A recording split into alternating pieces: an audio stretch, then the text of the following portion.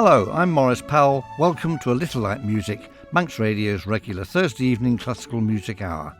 And we have an evening of music from the 18th century, mainly the first part of the 18th century. So we'll be featuring pieces by Handel, Vivaldi, Bach, of course, Rameau, possibly Telemann, who knows.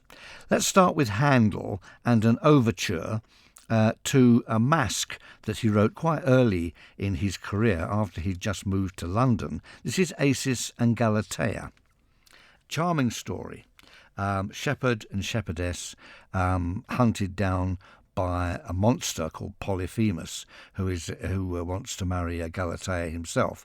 Well, it all ends quite sadly, but actually it's a rather jolly piece, and it has a couple of hit numbers. You may well remember "Oh, Ruddier Than the Cherry," which was a sort of party piece of most bass baritones for years. Comes from Acis and Galatea.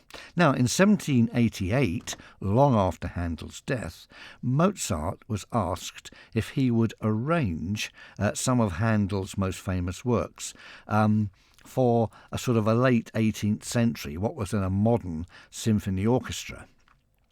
He arranged Messiah and the Ode to St. Cecilia, as well as Acis and Galatea. He may even have arranged Judas Maccabeus, because a very strange manuscript turned up in Halifax, of all places, 20 years ago, and sounds very much like a Mozart orchestration, although it's never been proved conclusively. However, Acis and Galatea. What Mozart did was he didn't simply rewrite the whole thing.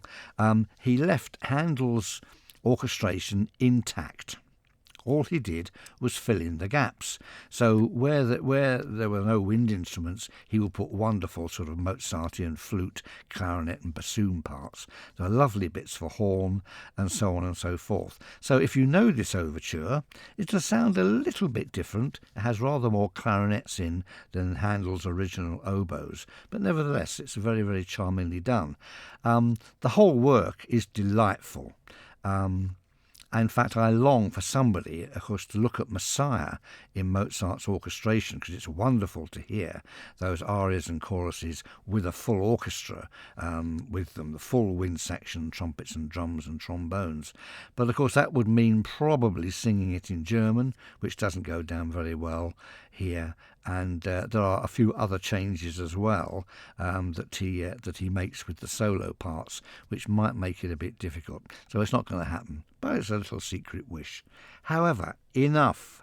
Here we have the overture to Handel's Acis and Galatea in the arrangement by Mozart.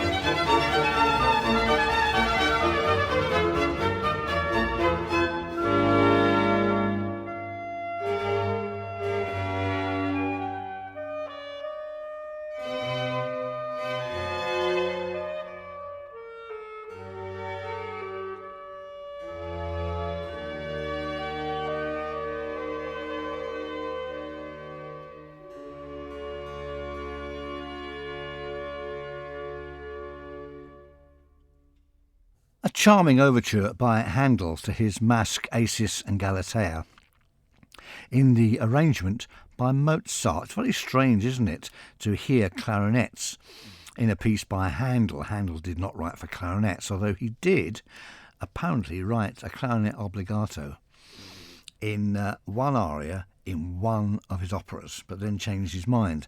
So although I do have a recording of that opera, which incidentally is very fine, as are many of Handel's operas, I've never yet heard this particular piece of clarinet writing by Handel. Let's move on. Vivaldi. Now then, I think Vivaldi must be one of the few composers that doesn't really have any enemies. I've never met anybody who says, "Oh, I can't stand the music of Vivaldi. It's utter rubbish. Please, keep him away from me." People might be indifferent and just say, "Oh, yes, very nice, very picturesque, and, it's pretty much all the same, isn't it?" But nevertheless, harmless. Well, of course, we know a good deal more about Vivaldi than we did 50, 60 years ago, when basically all you could get a recording of was the Four Seasons. We'll come to those in a minute. Now, of course, a huge amount of Vivaldi's music has been recorded and is performed, particularly the operas, of which he wrote about 30, a lot of sacred music, cantatas, instrumental music, and so on. He was a far more adventurous and far-reaching composer than anybody would imagine if you just knew the Four Seasons. Now, the Four Seasons, of course, are 4 violin concertos. Written in 1712, in fact, they're the first 4 violin concertos of a set of 12 concertos, which Vivaldi called the Trial of Harmony and Invention. Now, the Four Seasons are unusual. All the concertos in the set are marvellous, and some are for solo oboe as well, well worth looking out.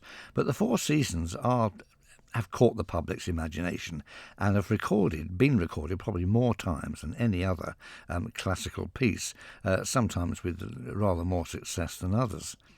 Vivaldi himself wrote a sonnet to go with each of the Four Seasons. Now, obviously at this time of year I'm bound to pick winter, which I will, which in fact is probably the least known of these quite well-known pieces. Let's start with the first movement.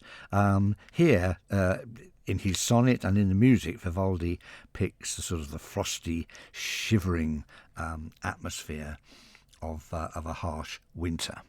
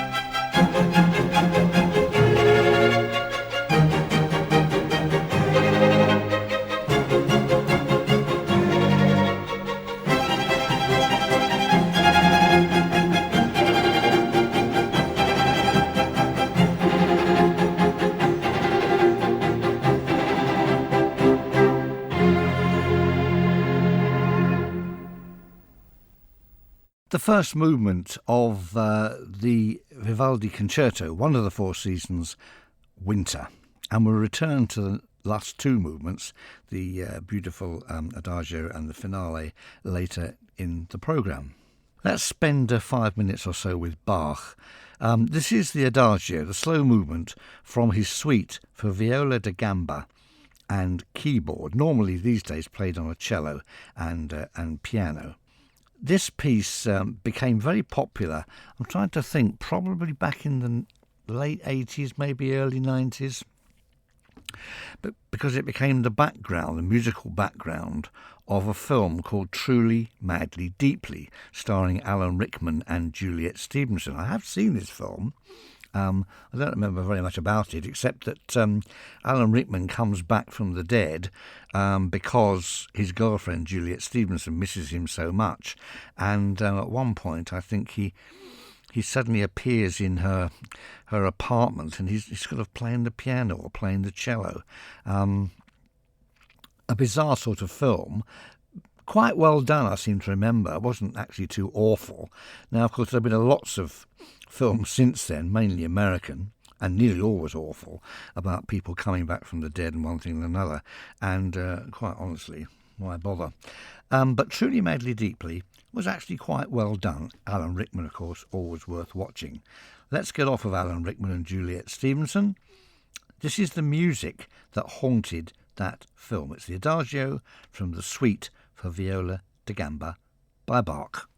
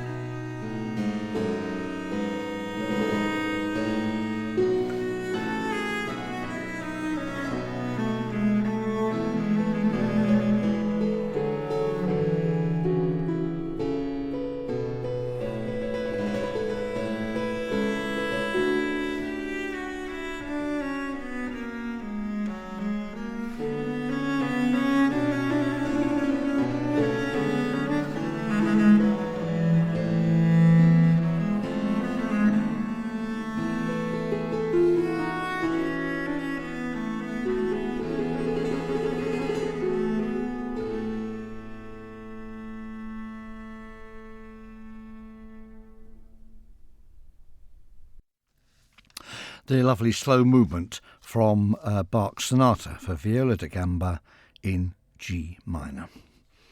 Let's return to the Vivaldi Winter from the Four Seasons. Here's the slow movement. The sonnet that Vivaldi wrote to go with this piece talks about, among other things, sitting beside a warm fire.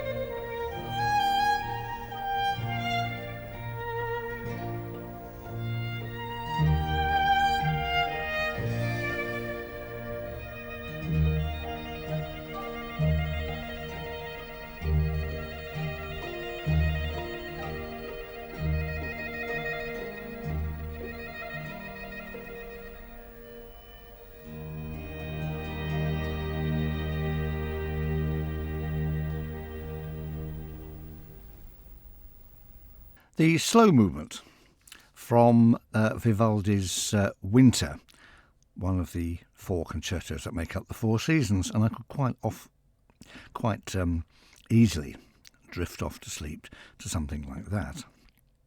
Perhaps that's the best known movement of the concerto called Winter. Lovely. Let's move on now to another 18th century master. This is Jean-Philippe Rameau, the great French composer of operas and ballets. And also, he wrote a very famous treatise about composition and harmony, which even at the time was thought to be, well, quite heavy going. He was a great intellect, Rameau. Also, he lived forever, and I'm going to play something from his last opera, La Boreade, written in 1763. In fact, Rameau died during the rehearsals for this particular opera, and the performance was then cancelled, and the work was not then performed for 200 years. A huge loss. Rameau is not to everyone's taste. His operas are a strange mixture, some of them between opera and ballet, and for many of us today, the glory of his dramatic works are the dances. Incredibly inventive orchestration, cover a huge range of emotions and styles, and make up a very important part of all his dramatic works.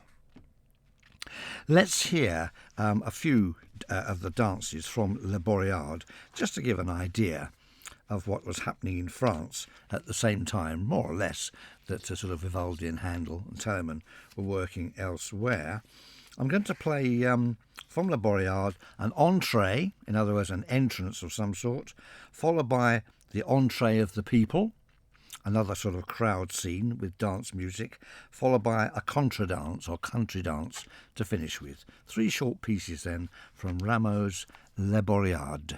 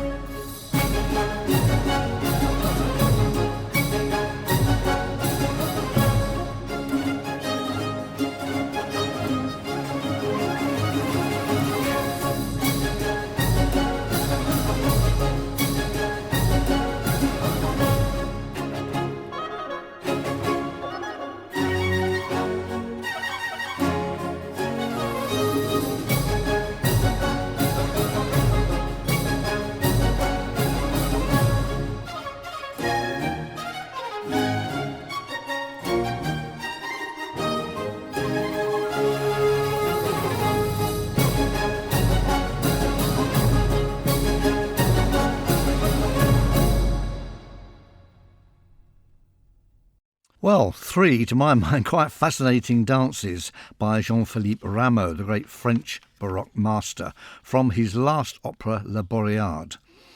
We heard an entrance, then an entree of the people with some rather sinister drumming going on in the background, and then a very racy country dance. Very interesting stuff. The French have a different take on Baroque music. If you're looking for something in French music that sounds a bit like, the Messiah or something like that, then you'll be looking in vain. Quite different, very colourful. Anyway, let's get back to Vivaldi and have the final movement of the concerto, Winter. In this concerto, Vivaldi depicts the biting wind and snow and walking on the icy lake. Interesting. The sonnets that he wrote, probably not considered great works of literature, but he does actually depict many of the things in the sonnets very precisely in these concertos to great effect. And of course they've been immensely popular ever since he wrote them in 1712. So here then is the finale of the concerto Winter from Vivaldi's Four Seasons.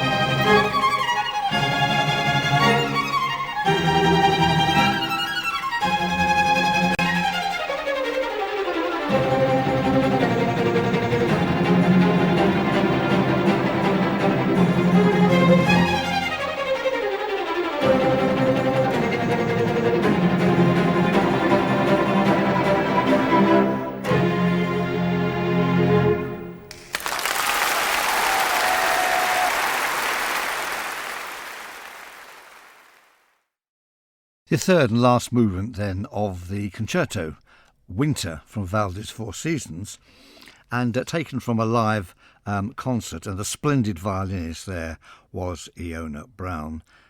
directing the Academy of St Martin in the Fields, and I doubt if anybody could play that particular piece better.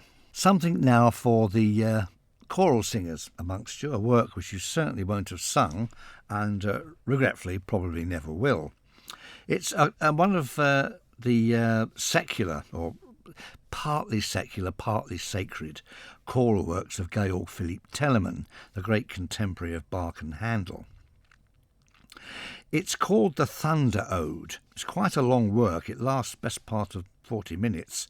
And it's really a work in praise of God in all his awesome majesty. I'm going to play the opening chorus, God, how great is thy name, a very impressive piece of choral writing, written in 1756, and first performed in St Catherine's Church in Hamburg, where Telemann spent the best years of his life. In the late 1750s to 60s, Telemann was undergoing something of a resurgence. I mean, like Rameau, he lived forever and he outwrote nearly everybody, but he moved with the times. He changed his style of composition as the fashions changed and always sort of kept up to date. Anyway, something a little bit unusual, but I think you'll agree, an impressive piece of choral writing.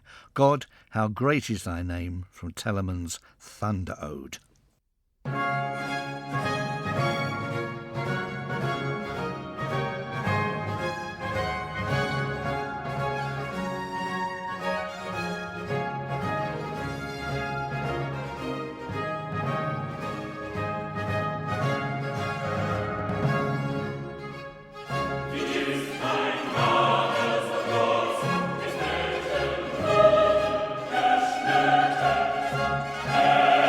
Uns